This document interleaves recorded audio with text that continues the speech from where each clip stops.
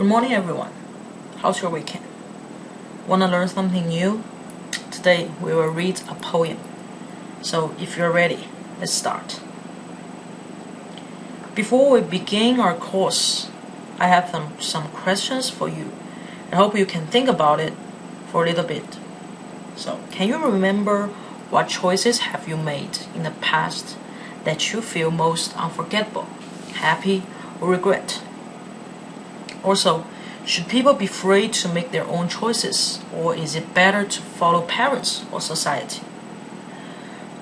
So let's take some time and look back to your life and think the choices you made before. And I can tell you one of my own story of me making a choices. That was way back to my middle school when I was your age. And I decided to go for a trip by myself. At that time, my parents and all my family members were very super nervous and afraid that I would get into some troubles or dangers. But I went anyway and had the best fun ever. And I met some strangers and talked to them and be friends with them. And I did the travel plan all by myself. And I never regret the decision I made, and I received a lot from that trip. Okay, hope my story can give you some reminders of your own choices. So let's move on to the poem. The Road Not Taken by Robert Frost. And first, let's watch a short video about this poem, The Road Not Taken. It is a poem by Robert Frost, and it is published in 1916. And Frost spent the year 1912 to 1915 in England, and where among his acquaintances was the writer Edward Thomas. And Edward Thomas and Frost became close friends and took many walks together. And after Frost returned to New Hampshire in 1915, he sent Thomas an advance copy of The Road Not Taken, this poem. And the poem was intended by Frost as a gentle marking of indecision, particularly the indecision that Thomas had shown on their many walks together. And this poem has 4 stanzas, and each stanza has 5 lines. So let's watch the video and enjoy this. The Road Not Taken by Robert Frost. 2 roads diverged in a yellow wood, and sorry I could not travel both, and be one traveler. Long I stood, and looked down one as far as I could, to where it bent in the undergrowth. Then took the other, as just as fair, and having perhaps the better claim, because it was grassy and wanted wear, though as for that, the passing there had worn them really about the same. And both that morning equally lay, in leaves no step had trodden black. Oh, I kept the first for another day, yet knowing how way leads on to way, I doubted if I should ever come back.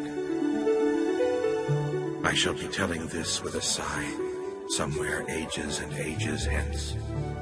2 roads diverged in a wood, and I took the one less traveled by. And that has made all the difference.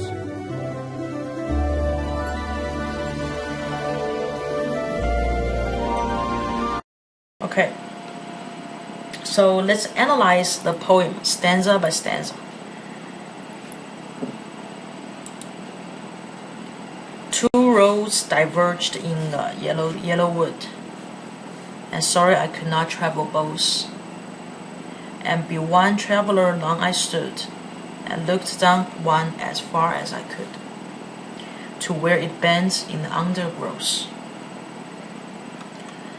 In this first stanza, we can know the season of the poem through the yellow wood, and we can know that the author had faced a dilemma of choosing which road he would travel. And now we only know one of the roads. So let's continue our reading to find out how author how another road looks like. Then Luke took the other as just as fair, and having perhaps the better claim, because it was grassy and wanted wear, though as far as for that the passing there had worn them really about the same. So which road did he choose? Yes, he chose the other, because the road was grassy and wanted wear. So we can feel that the writer right now wanted to have some adventure.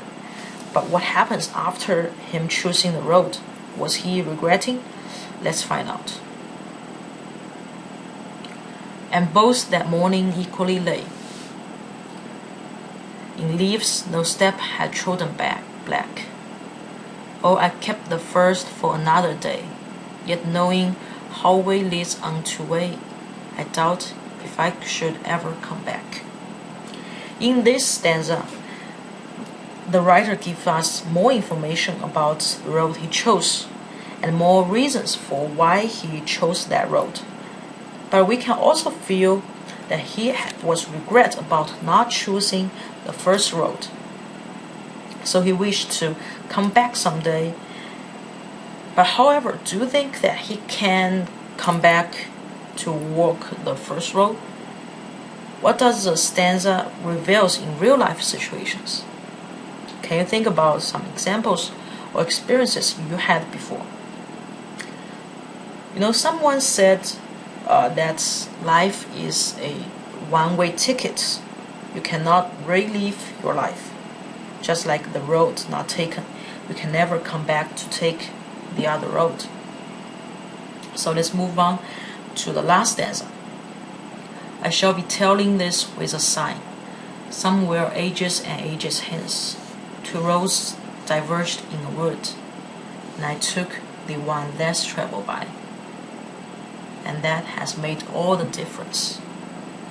We can see that the writer feels regret and powerless to change the fact that we can't go back to our life to make another choice. Okay, so now we have a better understanding about the poem, and this poem uses a lot of poetic devices, and I believe you have already noticed. Literal terms and poetic devices allow a poet or author to enhance their writing. So let's talk about the three most noticeable devices. They are rhythm, personification and imagery, and metaphor. First is a rhythm. The catchy rhyme made the poem easy to read aloud, and this poem has a regular rhythm. You can see in these slides, like would, both, stood, could, undergrowth. It's like A B A A B. It has a regular rhythm. So next is personification and imagery. The personification can make descriptions of non-human entities more vivid, or can help readers understand or react emotionally to non-human characters, like the sentence, because it was grassy and wanted wear. In this line, the past wanted wear. We all know that the road cannot think, and it would not have any desire at all. So this qualifies as personification. The writer also used imagery as a literature device. Two roads diverged in a yellow wood is from the first stanza, and both that morning equally lay, and in leaves no step had trodden black. They are from the third stanza. They use imagery to create a picture in reader's mind, and imagery is at the core of how people perceive the world. Thus, this figurative language influences the reader of a poem to the meaning that the poet desires. through its appeals to the senses of the reader, which enable them to share the poet's vision and make you feel like you were in the situation. The last one is metaphor. The poem as a whole is a metaphor. A metaphor is a figure of speech in which a word or phrase is applied to a person or idea or object to which it is not literally applicable. And the poet is therefore comparing the passing life to the choices one must make when reaching a crossroad. And the poem speaks of the actual choices in life as roads one must choose to take. And the roads simply represent the choices in life. And also, the nature is also used as a metaphor in the poem. Like in the beginning, the wood are yellow, the yellow wood. It means the season is autumn, as we talked before. And this could be a metaphor of making decisions during the autumn of your life and when you are getting older, like in your midlife. And there is a saying that the autumn of one's life is actually refers to the middle age. So that's all about the poem. Do you like it? And I hope after today's class you can think about the choices you made before. And also please review all the poetic devices we talk about today. And please try to write a short poem using the devices we learned today and upload to the shared Google Drive before Sunday. And also write me a feedback about today's class on what you have learned and which part you like the most and why, and what advice you have and you want to give it to me. Okay, that's all about the class, and now let's talk about what software I use. As I have already told you that I have downloaded two softwares. The one is the Camtasia, and the second one is EaseVid. I don't know how to pronounce it. EaseVid is a yellow one, but the problem is that one is too big, and my computer is too old for a big, so it's just shut down. It won't work. So I choose the Camtasia. And why I choose this topic is that I think it is on my comparative and international education class, and we were taking a break, and I was like walking in the classroom, and I saw something, and I looked at the backboard. There is the board that in the back of the classroom. There are some posters, there's some notice and information about volunteering in the school, and it is posted on the blackboard. And I was looking at, there is a paper. The paper is a poem, and I read the poem, and the poem is the road not taken. And as I read, I found it very interesting and not too difficult for us or for students to understand. And after reading the poem, I feel like just can't stop thinking about the choices that I have made in my life before in my 20 years before. So I feel like it is very good material for the lecture capture class. So I tried to see how that could work. So I began to design a curriculum or a course based on this poem, and I try to see how it worked. But it goes very smoothly. So I finally decided to use this poem as a poem reading class. So that's my lecture capture.